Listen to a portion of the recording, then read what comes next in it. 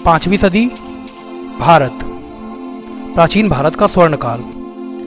गुप्त साम्राज्य अपने चरम पर था। कला, साहित्य, विज्ञान सारे क्षेत्रों में अद्भुत विस्तार हो रहा था।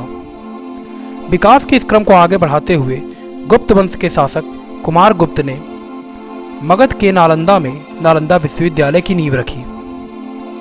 पाटलिपुत्र से 90 किलोमीटर दक्षिण पूर्व में अवस्थित इस विश्वविद्यालय की ख्याति ऐसी फैली कि न सिर्फ देश अपितु विदेशों से भी, जैसे चीन, जापान, कोरिया, तुर्की, तिब्बत, श्रीलंका आदि कई देशों से लोग यहाँ शिक्षा ग्रहण करने आने लगे।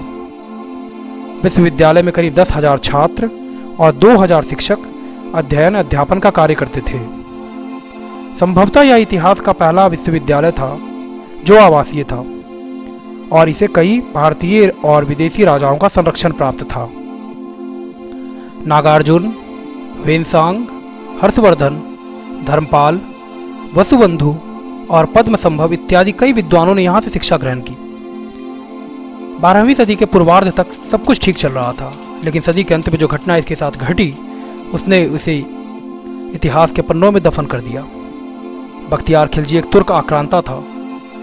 12वीं सदी के अंत में उसने कर्मनासा नदी के पूर्व में अपने अभियान को बढ़ाया और बिहार तथा बंगाल के कई प्रदेशों को जीता। इसी क्रम में खिलजी की तबीयत खराब होती है। उसकी हालत लगातार बिगड़ती जा रही थी। उसके अपने सारे वैद्य और हकीम सारे नुस्खे आजमा कर देख चुके थे, पर कुछ काम नहीं आ रहा था। अंततः उसे कहीं से आचार्य राहुल सीलभद्र के बारे में पता चला, जो नालंदा विश्वविद्यालय के आयुर्वेद विभाग के प्रधान थे। उन्हें बुलाया गया। उन्होंने खिलजी को आश्वस्त कर दिया कि वे उसे ठीक कर देंगे।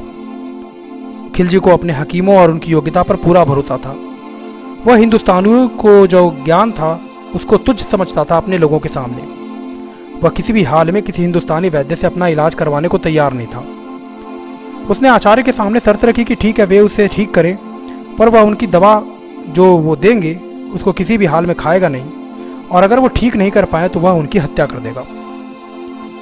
आचार्य ने हामी भरी और सोचने लगे।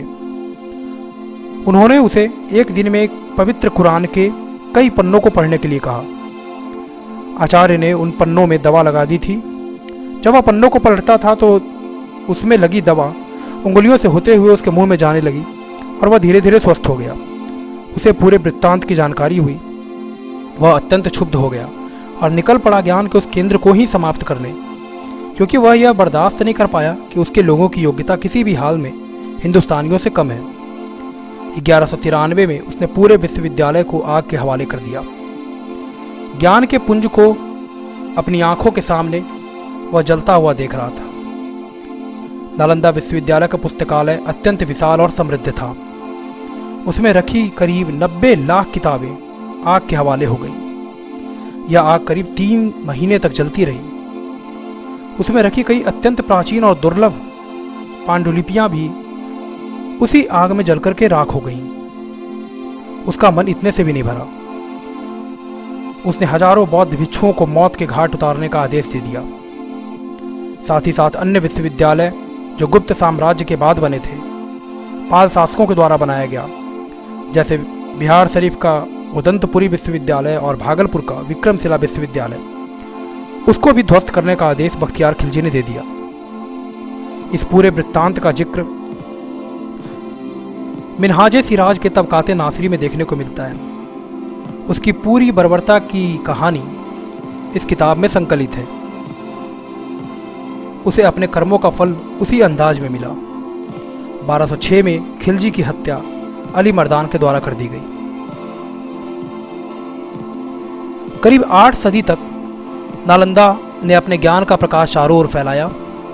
क्रूर आक्रांता खिलजी ने ज्ञान के उस पुंज का अस्त कर दिया। आज सिर्फ उसके अवशेष बचे हैं। 2016 में यूनेस्को ने इसे विश्व विरासत स्थलों की सूची में सम्मिलित किया है तथा अब इसके भग्नावशेष आर्कियोलॉजिकल सर्वे ऑफ इंडिया के द्वारा संरक्षित है।